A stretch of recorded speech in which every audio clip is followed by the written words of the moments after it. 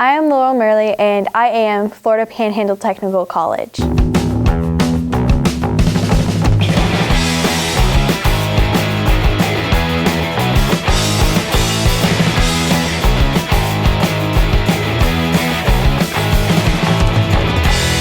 Whenever I was younger, I had heard about different things, and I had friends that had taken college, and they were like, well, if you are good at taking college and you're smart, you can get your degree whenever you graduate. I was like, that's really cool. I would like to do that. And I just aspired to do that some of the time. I was about 8. And so I moved around after that, and I came into this area, and I was really excited to, whenever I got into high school, to learn that we did have the dual enrollment program still. And so I talked with my teachers and talked with some of the guidance counselors, and I didn't get into college because I took college before I came here. I had taken the PERT test instead of taking the ACT in order to get into college. Most people take the ACT whenever they're in high school instead, but the PERT was free and it was faster to get it in time for taking my classes.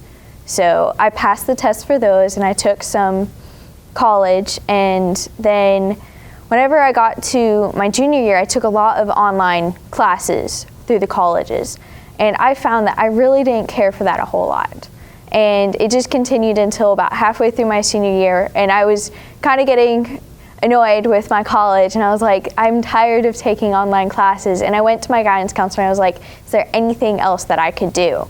And she mentioned that there was a drafting program over at the time, Washington Holmes Technical Center, which is now Florida Panhandle Technical College. And at first I was like, what is that? What is drafting? I'd never heard of it. And so I talked with her, and she was like, well, there's a couple girls in your grade that are in the class too.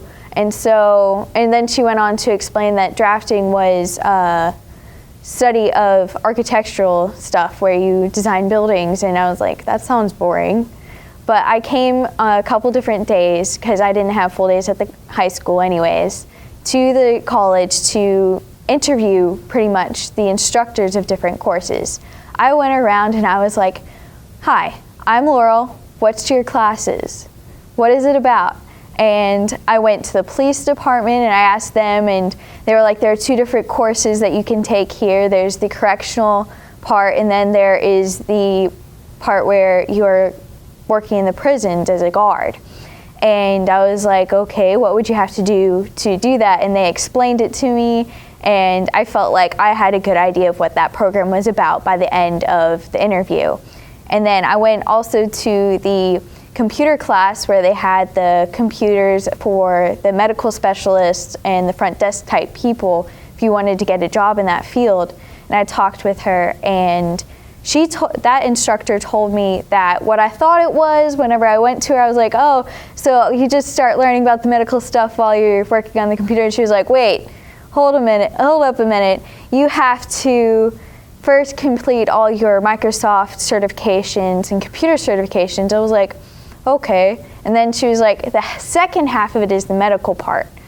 This class takes about such and such time to complete, and if you're looking for something else faster or a different type of path, you might want to try talking to some of the other instructors. And so I moved from her, and I went up to the student services building, and whenever I went up there, they had a couple different forms with the brief overview over the different courses. And so I looked through some of those, found a couple that interested me, asked where they were at, and I ended up in Miss Taylor's drafting classroom, and I ended up asking her, okay, what are you guys doing? And she explained it to me, and she showed me a couple of different students as they were working, their different drawings, how you have books that you're supposed to read, and that there's the NCCER, which is for safety whenever you're on a construction site. And then there was the core program, which is our Autodesk certification that you get. And then there's also additional programs that you can get certifications in that really aren't, you don't have to have them, but they are way better to have because it's more employable for you.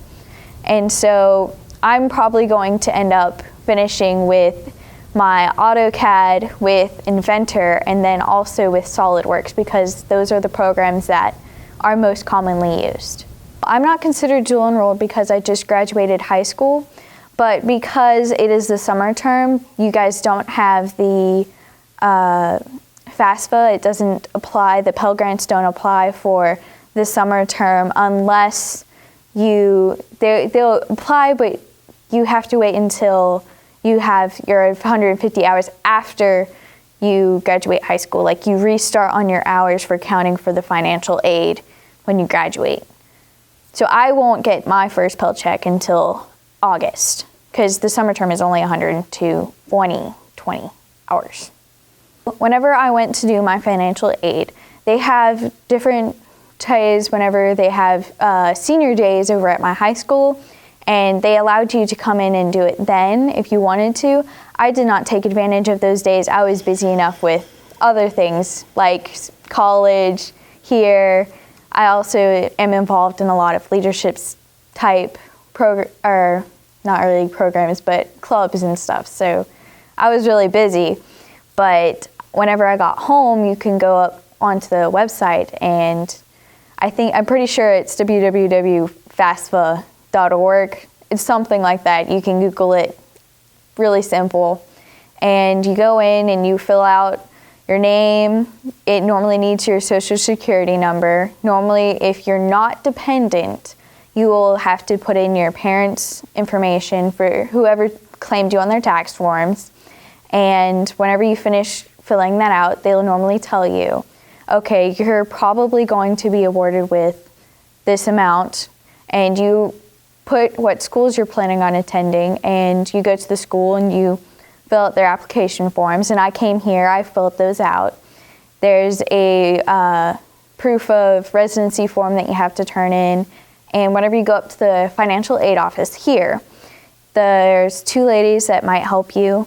They will give you a paper to sign. Okay, you and your parent need to sign that you are dependent on them, and you'll have to sign a form. Okay, how much are you eligible to receive?